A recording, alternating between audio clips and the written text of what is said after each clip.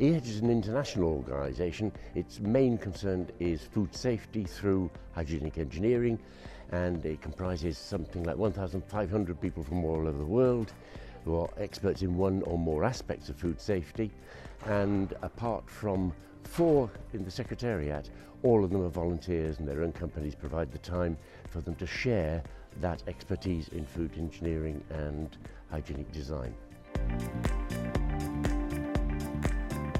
Ranges from basic design principles for hygiene to the design of a mix-proof double-seat valve, or complicated things even I'm not quite aware of. But it covers both engineering of equipment and also of buildings, and that means walls and drainage and all the other aspects of every aspect of a food production facility which enhances food safety. And it produces guidelines on each of these topics. They're written by the members themselves, so they are experts doing this all day, every day.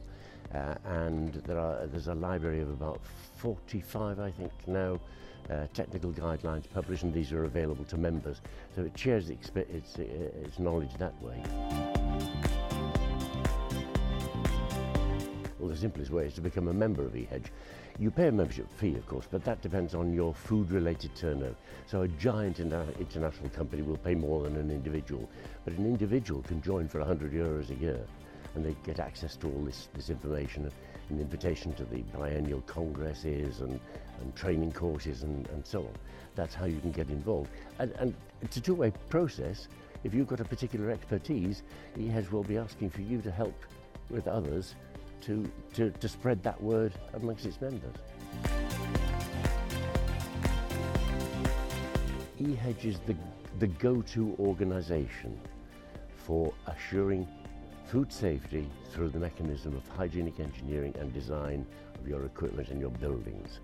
It's there to be used. Please do.